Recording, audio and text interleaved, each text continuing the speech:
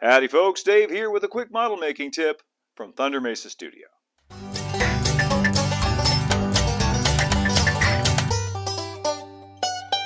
With its high desert theme, there obviously aren't a lot of trees here on the Thunder Mesa layout, particularly deciduous trees, but there are a few. And today I'd like to show you how I model those in about 10 minutes or less. One particular tree that you often see in the high deserts of Arizona and Utah is the stately cottonwood tree. It's a member of the birch family. The Native Americans and early pioneers out here in the West knew that cottonwood trees were often a good sign of water because they liked to grow along streams and creeks and rivers. And they were often encouraged to grow around homesteads and ranches to provide a little shade, just like here at Circle D Ranch. To model these trees quickly and realistically, I like to use another high desert plant, namely sagebrush. Now, this is some Great Basin sage. This is just one branch off of a large plant, which I collected up in Utah. And as you can see, it already looks very much like a miniature tree with some really nice bark detail built right in. The coloring is perfect. The branches are perfect, almost, just spot on for an O-scale tree. But, very few modifications need to be made for this to make it into a realistic looking tree. In fact, I use them just like this with almost no modifications to model dead trees over on the Gruesome Gulch layout. But to turn this into a cottonwood tree, or any kind of deciduous tree, the first thing I need to do is square off the bottom so that it can be planted on the layout. I'm just going to use my razor saw for that. Next, I want to drill a hole in the bottom with my twist drill. I want to go in about 1/2 inch. Then I'll put some thick CA down in the hole and insert a length of brass rod. And this will be used to plant the tree over on the layout. And just trim that off about 1/2 to 3/4 of an inch long, and we're good to go. I've already removed most of the telltale sagebrush leaves off of here, because we don't want those in our model. But now I want to trim up some of these long branches and turn this into more of a crown shape up on top. And just going to use a small pair of scissors for that. And save these branches that you cut off because they make great litter down on the ground under trees. Cottonwood trees in particular drop an awful lot of branches. If you don't happen to have access to sage growing in the wild like I do, you can find it from some floral suppliers, and I'll put a link down below. Once you have the tree trimmed up to the size and scale that you want it for your scene, it's time to add some foliage. And I'm going to use some of this light green fiber cluster foliage from JTT Scenery Products. You can get similar products from Woodland Scenics, Scenic Express, etc. I want this color because I'm modeling cottonwood trees in the summertime. To adhere the foliage to the branches, I'm going to use some 3M Super 77 spray adhesive. And you want to kind of spray down on it like this. You don't want this trunk down here to get glue on it. You just want kind of the tops of the branches to have the glue. This stuff is super tacky. Should hold this foliage no problem.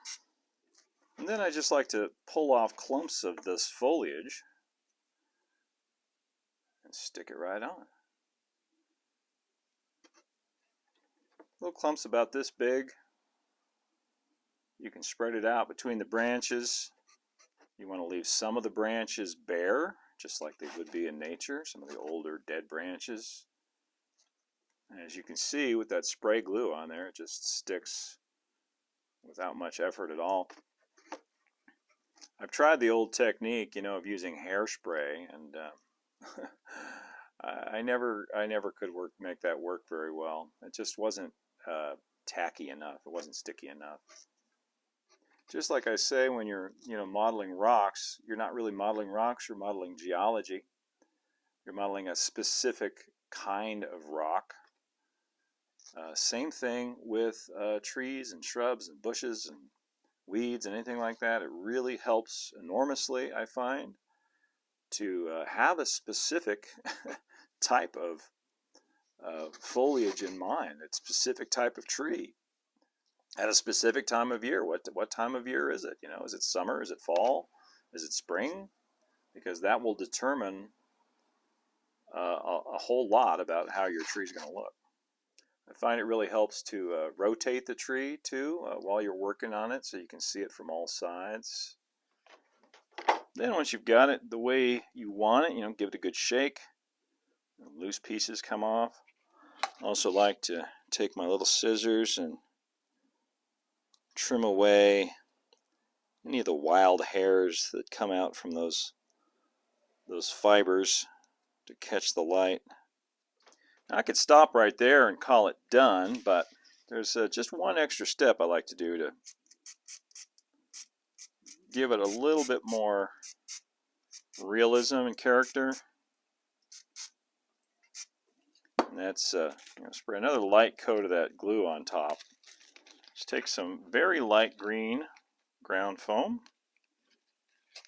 a lighter shade than you just used, and sprinkle that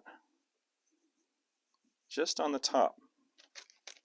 And that way it'll look like the sun is catching those leaves up there, and then the understory underneath will be a darker shade. Sometimes I'll punch it up just a little more, very lightly, with some yellow. But a little of that goes a long way. Okay, I think that's ready to plant over in the scene now. This area here next to Walt's barn is actually going to be a creek eventually, so that's probably a good place for some cottonwood trees. I've already put a hole down through the foam. Now I'm just going to put a dab of white glue on the bottom here. And I think I want it to face this way.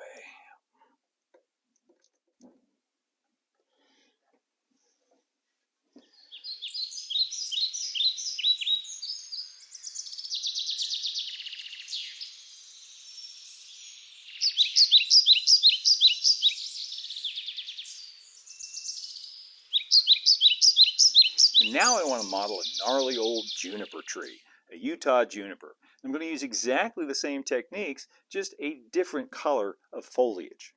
Got my sagebrush twig all trimmed up the way I want it, with a wire in the bottom so I can plant it. I'm just going to spray some Super 77. This is some Woodland Scenics dark green, evergreen foliage, which is just about perfect.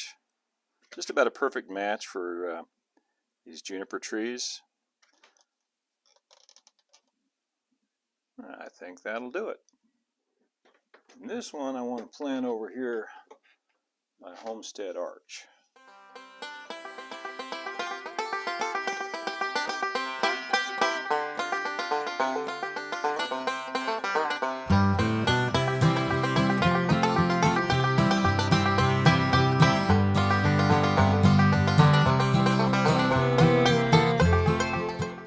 And that's all there is to it. Thanks for watching that quick model making tip on 10-minute trees. You know, I didn't actually time it, but I think it was right around 10 minutes. Don't forget to like, subscribe, share, hit that notification bell if you want to see more. And you can also follow Thunder Mesa over on Instagram at thunder.mesa and find out what's new on the Thunder Mesa Studio website, including when and how you can visit the studio in person. That's thundermesa.studio. Until next time, keep moving forward, my friends, and adios for now.